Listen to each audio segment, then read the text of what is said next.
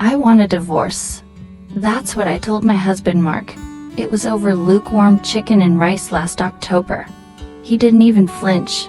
He just kept scrolling on his phone. The papers are on the table, I said calmly. Only then did he look up at me.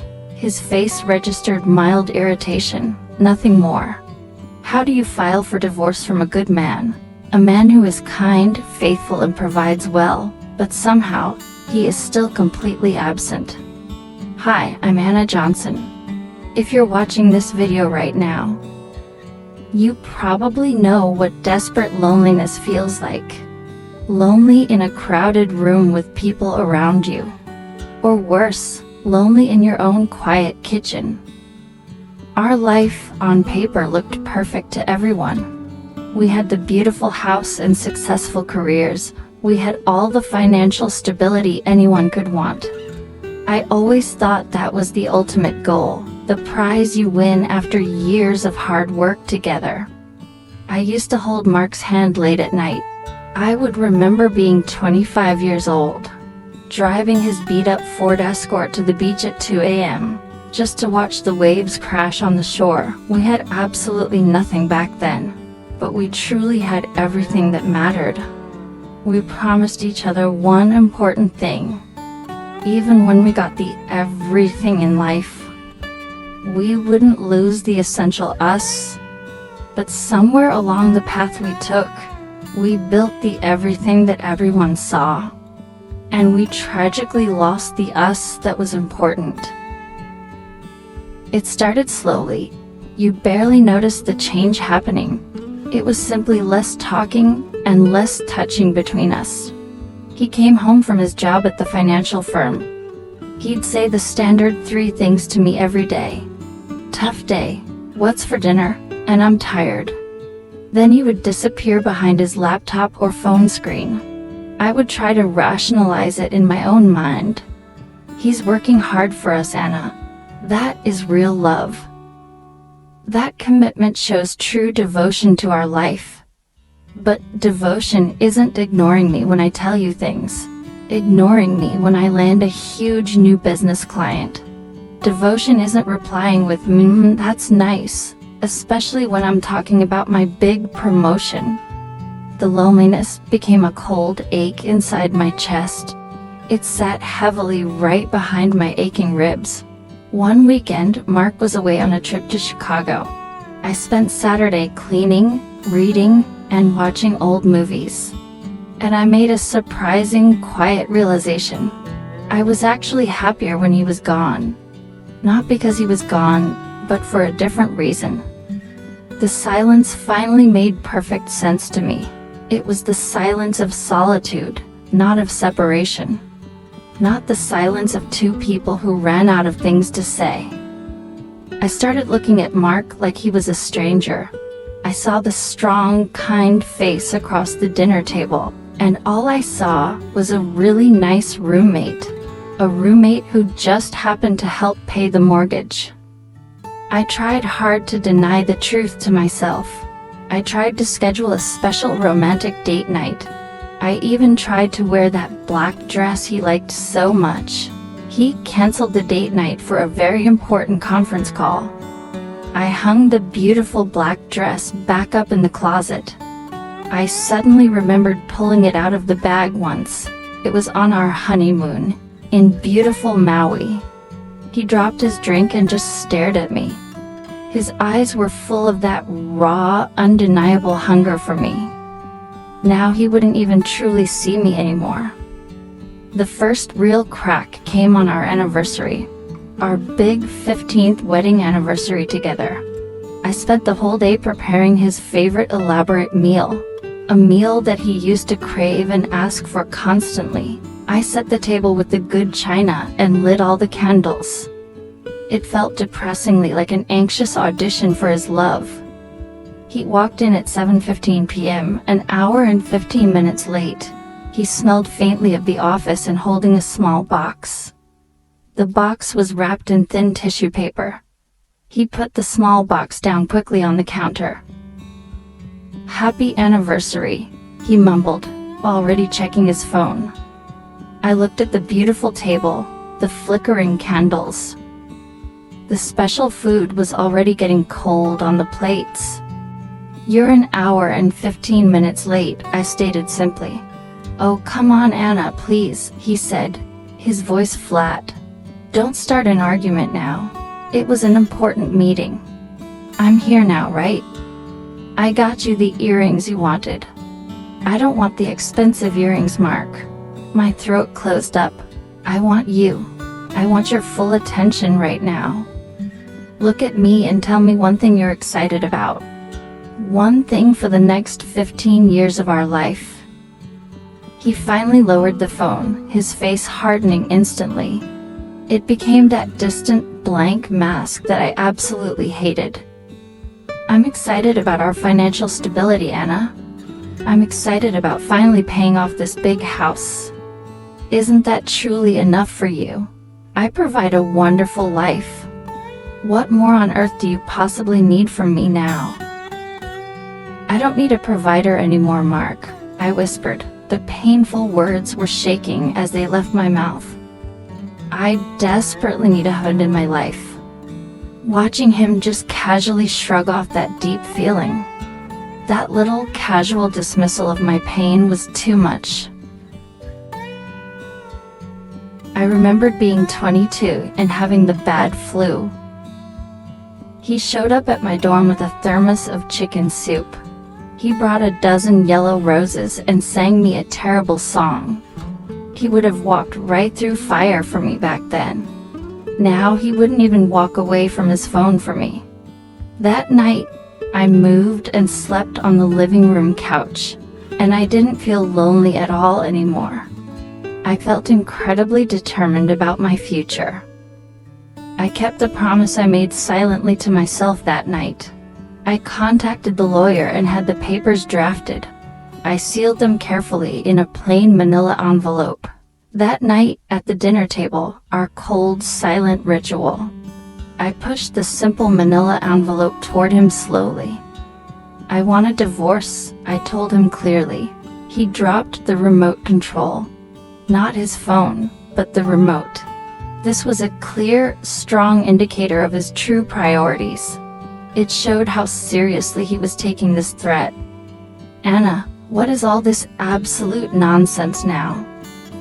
Are you seriously doing this over the anniversary dinner fight? We are not gonna ruin everything we built over this. Just because you feel a little unappreciated by me." I felt a strange, terrifying calmness wash over my body. It was almost like emotional paralysis taking over. "I am not doing this to ruin everything, Mark. I am doing this because everything is already ruined." I explained the divorce papers to him in detail. I told him I was moving out of the house next month. I also told him I wasn't interested in fighting over the assets. He finally understood clearly. This was actually real. His face shifted from irritation to utter disbelief and shock. Then it changed to a raw, ugly, and unfamiliar panic. "You think I don't love you at all, Anna?"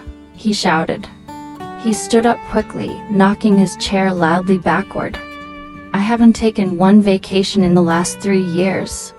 I work 50, 60 hours a week for this family. I built this entire life so you wouldn't worry. How is that not love in any way? Explain it to me." The scream was painful, cutting right through me. "It's provision, Mark. It's just insurance against disaster. It is not real love, I keep telling you." I threw my napkin down onto the table loudly. "I don't need the money. I need the man I married. I needed you to just look up from your phone sometimes. Look up when I finally got home from work just once. I'm distracted because I'm worried sick about the quarterly reports." He fired back at me with the same desperate intensity. "I'm trying to keep this financial firm afloat, and my job. So we don't end up losing this beautiful house entirely." That was the crucial, final straw moment for me. the real truth buried deeply beneath his pride and routine. "You think I haven't noticed you're scared, Mark?" I asked. My voice was suddenly soft, which made it louder somehow. "I thought you were having an affair because you wouldn't touch me. You built a giant wall around yourself and your feelings."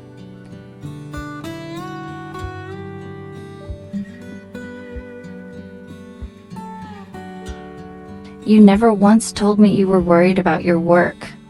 You just immediately shut down for me completely. I couldn't connect with you at all anymore." Watching him try desperately to deny that real truth, his eyes darting away from mine in shame. I suddenly remembered the doctor's office years ago. It was right after we tragically lost the baby 7 years ago. The kind nurses handed us a small, soft blanket. We walked out of the hospital side by side together. We held that empty blanket tightly between us. We drove home in complete silence that day, and we never talked about the loss again, not a single word. "We grieved completely separately, didn't we, Mark?" I whispered. The suffocating memory overwhelmed my senses. "You went back to work immediately, and I stayed home alone. You built your fortress of stability around you, and I learned how to simply be alone in the silence. You thought showing weakness meant failing me utterly, but shutting me out completely, that's what really broke us." He didn't have a quick comeback or a sharp retort. He just stood there quietly. His tailored suit looked too big. His successful, familiar face was a disaster of tears now. "I didn't know how to tell you that I was failing," he choked out. "I didn't know how to let you see the real scared me. Let you see me in my vulnerable state." The tense air entirely left the quiet room at last. The exhausting fight was finally over for both of us. It was replaced by a terrible, painful, cleansing honesty. He walked slowly around the table toward me. He knelt down on the floor right next to me, his shoulders shaking. "Anna, please, you have to tell me what I need to do now. I have been so completely and utterly blind to you." I didn't answer him right away, just waited a moment. I picked up the important divorce papers again. I felt the heavy weight of them in my hands. The huge weight of 17 years of shared history. The weight of a future I thought was already written down. I looked at Mark again, truly looked at him this time. I saw the raw fear in his eyes, but also much more. Beneath the fear, I saw the man who would carry me through a flood. I put the papers back down quietly on the table, but I definitely did not push them away entirely. "We don't go back to the way things were, Mark. That life is finished." He nodded his head slowly, tears still streaming down his face. "I know. I still love you very much," I told him honestly. "But I can't live my life with a distant roommate anymore. I can't live my life behind a cold, high wall. I need a true partner who lets me see his mess too." I told him the clock was not stopping for us. I told him the divorce papers were staying right there. They would be a reminder of what would happen to us. A reminder if the quiet crept back in and took over. "You don't have to just provide stability for me anymore. You have to consistently provide effort now, Mark. Show me that you are truly willing to tear down that wall. Tear it down brick by painful brick every day." He reached for my hand slowly this time. The grasp was not habitual or mechanical. It was desperate, intentional, and full of emotion. He promised me that absolutely nothing would be the same. He promised me he would stop being afraid of me and his feelings. He asked me humbly for just one final chance to earn back the partnership, not just the title of husband. We talked until the sun finally came up that morning. We sat side by side on the living room rug, exhausted. We spoke honestly about the loss of our baby years ago. We talked about the fear of aging and getting old. We shared the dream of selling the big house and traveling. The important things we hadn't let ourselves say for years. When we finally stood up, stiff and completely exhausted, the silence that fell over us was different and new. It was the quiet of two people finally truly connected. Two people holding a shared, hopeful breath together. I didn't put the papers away completely out of sight. They still sit in the top drawer of my desk drawer today. They are a powerful reminder and a promise to me. A kind of prenuptial agreement for our new life together. It's been 6 months since that difficult conversation. We're still here together, still fighting for us. We talk openly about the things that really matter now. Sometimes, he is still tired, still distracted by work, but now he tells me exactly why, and he asks me for help. That conversation didn't magically save our marriage instantly. It saved us, Mark and me, from living a painful lie. And it gave us the right tools to start building a new one. Building it together. From the ground up. With effort. If this difficult story deeply resonated with you at all, if you are navigating your own middle life moments of change, the moments of painful silence and separation, please don't hold all that pain and uncertainty inside. Hit that subscribe button right now to join our community. And let's talk openly about our middle life moments. Share your wisdom in the comments below this video. What was your personal breaking point in your relationship? What honest conversation did you have to change things? Let's talk about it honestly together in the comments now.